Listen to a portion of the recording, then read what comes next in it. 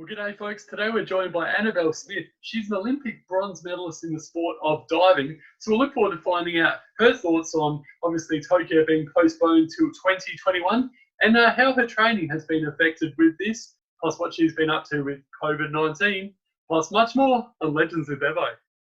Welcome to Legends with Bevo. Thanks to the Holdy, Coopers, Anytime Fitness Glenelg, and Paradise Mazda. And now, here's your host, Bevo. Anabelle Smith, great to have you on Legends with Bevo. Tell us all about your journey so far into diving and how you became an Olympic bronze medalist. Oh, thank you. Thanks for having me on. I guess my journey started many years ago now. I grew up a really sporty kid. I loved soccer, I played netball, I did little athletics, so all the normal sort of sports, but was very active. So my parents put me in as many activities as they could. And then I stumbled across diving when I was about 11 or 12. And yeah, my parents just took me to a local pool for a holiday program, and the coach saw that I had some natural ability. I had natural aerial awareness and, taught myself backflips on trampolines and all that kind of stuff. And then, they asked me to sign up for the next term's program. And I did that just once or twice a week. And then, it quickly snowballed in a good way, into 10 sessions a week and joining into a high performance program. And from about 13 or 14, I was fully committed to just diving. So, yeah. And in terms of COVID-19, obviously it's been a bit interrupted in terms of your training schedule and stuff. What have you been doing to sort of keep yourself busy with the pools being closed and stuff? COVID-19, it's been a very challenging time, obviously, for everybody, but our training went from, I just gotten back from our first competition of the year over in Canada, and I was training in Adelaide at the start of the year because my coach had relocated there. So we went back to training as a normal week, and then one day we found out our competitions were going to be cancelled. Then the next day, more competitions were cancelled, and then by the end of the week I was back in Melbourne getting ready to go into lockdown. So it was a pretty quick change and transition, but I've spent the last couple of months doing squats in my lounge room and a few somersaults, but also being scared that I was going to go through my floor into the apartment underneath me. It's been difficult and different, but luckily we're coming out the other end now and we're slowly getting back into the gym, which is nice. Yeah, what's the lead up look like in terms of going towards Tokyo 2021? Hopefully fingers crossed that will go ahead as normal. Yeah, well, it's interesting. We've had to sort of, reset our goals and start a replanning, start to replan the next year because it's all going to be different now. So we still have to qualify spots for Australia to compete at the Olympics, because that was supposed to happen in April at the World Cup, but it got cancelled. So that's probably going to happen next February. And then, some more international competitions and a lot of training just leading into what would be our Olympic trials in June and then going on to the Olympics. So it's pretty stressful just because there is so much unknown at the moment. But if things go to plan, it'll be the same sort of run of competitions as a usual year. We just kind of delete this year. Yeah. And what was your reaction like when you found out that Tokyo this year had been cancelled? I was really disappointed when I first found out. Obviously, we put everything on hold every 4-year cycle to try and make an Olympic Games, and to be so close to it almost being here and then to be postponed was a real shame, just because I was really working towards peaking for this year. And I guess, I had things planned for after the Olympics, if I made the team, to, get some work experience, do a bit of travel and just, do the things that you can't do when you're training 24/7 with the goal of making the Olympics. So obviously that all got wiped anyway because you can't travel anywhere at the moment, or things are changing. But really disappointed, I guess, but we had to quickly move the mindset from disappointment to, all right, let's reset our goals and get moving on what's going to be the next new phase. So I'm feeling all right now, but it was hard to comprehend when it first came out. Yeah, I can just imagine. And you mentioned just before about getting some work experience. Outside of diving, are you doing any study or anything like that, or any sort of other work to keep yourself busy? Yeah, so I really try and make sure I have a balanced life, because if diving becomes my all but it gets ripped away at one point, then I don't want to, fall back on nothing. So I've spent many years at university doing part-time and taking semesters off over the previous Olympics that I've been to, but I completed last year my exercise and sports science degree. So that was really good. And looking to the future, I want to stay working in sport to some capacity, but I'm not exactly sure what area. But that's where I'd like to do some work experience just to figure out what area of high performance sport I would really like to work in. So, yeah. Oh, well, you're still very young, so you've got plenty of years of competing for Australia anyway. Hopefully, fingers crossed going forward.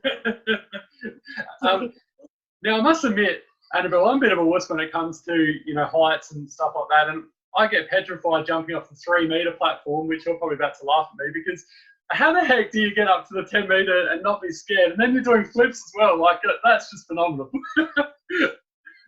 Look, to be honest, when I first started diving, I was a fearless kid. I was not scared of heights, not scared of anything. So, standing backwards on a 10-metre platform when you're 15 years old and doing 3.5 somersaults backwards, I didn't bat an eyelid at the time because it was what I did. I was trained for it. I was ready for it.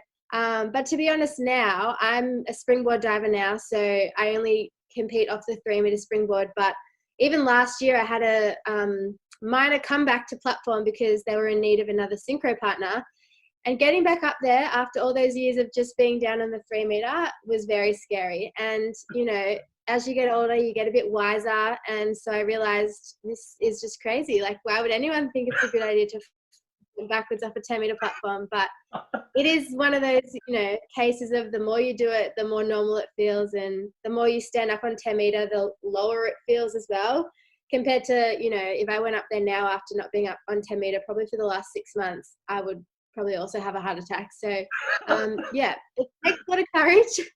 But when you train for it, that's what you do. Yeah, well done. Yeah, certainly a lot more braver than me, that's for sure. Now, in terms of the Olympics, what was it like competing for Australia? It must have been such a thrill competing in your very first Olympics.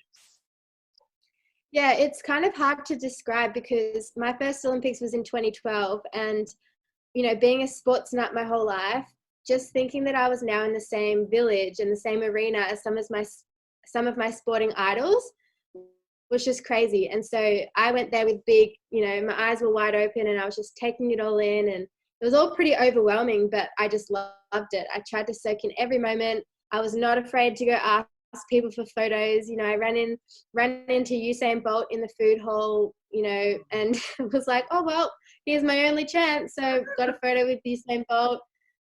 We chased David Beckham down like the athlete exit stairs after a diving event that he came and watched, and everyone had kind of left, but we waited around to see where he was going to exit, and we had access to those stairs. So we followed him down the lift. We ran down the stairs and got a photo with David Beckham. And so, yeah, it was just phenomenal. And I just really couldn't believe that I was, I dreamt of being in the Olympics since 2000, watching the Sydney Olympics. And then now I was standing there 12 years later. So, yeah, and then fast forward to Rio 4 years later, I tried to be a little less, who can I take a photo with, and like focus on my job. But yeah, obviously Rio was phenomenal because we won a medal, and that brought a whole new set of experiences and fun that followed on from that. But yeah, being in an Olympics is just really special and part of a greater Australian team, which is, it's a multi-sport event. So yeah, it's pretty crazy. Yeah, congratulations on that bronze medal, obviously, at the Rio Olympics in 2016. What was that feeling like, being up on the dais, knowing that you've just got a bronze medal in front of the whole world and you've just done Australia so proud? It was a really special moment. I think it really, they say all the hard work it makes all the hard work worth it and all the sacrifices worth it. But in that very moment, just the feeling of relief and the feeling of happiness, and, I've given 12 years of my life to training, and my family has sacrificed so much to enable me to get to that position. So yeah, the celebration of just everything in my career ending in that one moment was really special. It's kind of hard to be in the moment because everything's being televised, so they're running everything to time. So pretty much after our last dive, or when we found out, the competition finished, we were in third, we were quickly rushed behind the scenes to go down the other end where the podium was and for the medal presentation, and put into line, and then all of a sudden we were out getting our medals. So it was all very, very fast, but we competed on day 2. So then I had, 10 more days to soak it all in and, for it to really sink in, which was really awesome. But yeah, can't really describe that feeling of winning an Olympic medal when you really dream about that. And you talked about obviously the highs of the sport. What's been some of the challenges that you've had to sort of deal with so far, Anabelle? For me, definitely, I've had to spend quite a bit of time away from home. So when I finished school, I had to relocate to Brisbane to train, where our national program was based at the time. And, being away from family, I'm such a homebody. So that was really difficult to be away from my family and friends. And during that time, diving really became my sole focus, and I lost a bit of that balance in my life. So that was tricky, but it enabled me also to qualify for my first Olympics. So I knew there was a purpose behind it. But shortly after, I moved home. But pretty much ever since, I've had to go in and out of different states for training, and spend quite a lot of time overseas as well, which, competing overseas is what I love. So that's always been, such a blessing to be able to do that. But yeah, spending time away during training is difficult. But, it's part of the package. I guess other parts that have been really difficult has always been injuries. I suffered a pretty bad injury in 2015 leading into the Rio Olympics, where I was pretty much like wiped out of the sport for a few months and wasn't really given much hope to make that next team because I missed the World Championships the year before. So that was really hard to, go from being a consistent member on that national team and competing at World Champs and World Cup and Olympics before, but yeah, kind of being put in the back seat to realise that, people don't have full trust in my ability to come back for next year.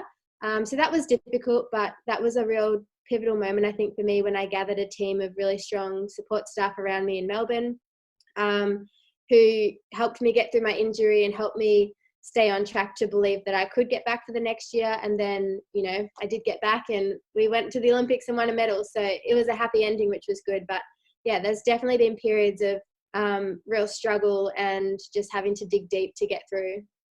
And outside of diving, what sort of other interests do you have? Do you sort of play or follow any other sports? I'm a massive footy fan, so I go for Richmond. It's been an up and down with Richmond, but hey, we can celebrate it now. But we've been through the ringer, so you certainly have. So I've struggled the last few months not having footy on the screens, but thankfully that's coming back soon, even if we can't, be there in person cheering them on. But I've always loved footy, come from a big footy family. I love all sports, so, I enjoy following and watching along to any sport. I love traveling. Anytime we get off from training, I'm always booking a trip to go explore somewhere new. Last year we went to Hawaii for the first time with my sister, and I really loved I snorkeled for the first time and just going on adventures and new hikes and seeing new places. I really love doing that. But yeah, I'm pretty just a sporty, active, adventurous kind of girl. And we've seen a lot of people cross over from, your basketballs, your volleyballs across to AFLW. Is that something that you've ever been interested in yourself or been asked to do? Funny you asked that. I have been interested in that before. After the Rio Olympics, I had a couple of months off. And at that time, AFLW and women's footy was kind of on that real growth period. And they had quite a lot of academies where they were getting girls to come in and do, extensive clinics and week-long programs. And I actually got asked to do one of those in my break. And so I went down to Seaford, where St Kilda used to train, and was a part of that program with a lot of girls who had played club footy all their life, and then they had a handful of us who were athletes from other sports. So that was really fun, and I really enjoyed that. My body's conditioned in different ways that, I'm not in aerobic sport currently. So my footy skills have always been really great because I've grown up with a brother and I can kick a great drop punt, but I can't run for that amount of time up and down a field. So yeah, it was interesting just to try it out, and I wish I could have continued to do it, but I went back to training for diving and obviously can't do them both at the same time. But who knows? Never say never in the future, but I'm also getting old. So, and there's a lot more girls now who play footy. So, Hey, we'll there's see. still girls running around their 30s, so there's still hope out for you if you do change your mind. And just to finish with, 3 famous people that you'd love to have dinner with, who would they be, Anabelle? Ooh, probably Serena Williams, just because I think she is a boss lady in the, female sport world. Steph Curry, because I'm a massive Warriors fan. And I think she's an amazing human as well. And then third, probably Dusty, just because I think he'd be really interesting to have dinner with, just to see what he would say. But yeah, 3 sporting people. Yeah, obviously complete different personalities. I like it. Yeah. Yeah. Well, Anabelle Smith, thanks so much for joining us today on Legends with Bevo. It's been a real blast talking to you. All the best next year. Hopefully, as I mentioned, fingers crossed, 2021 will go ahead and you'll go well again, and hopefully see you up winning another medal. Thank you. Thanks for having me. My pleasure. Thank you.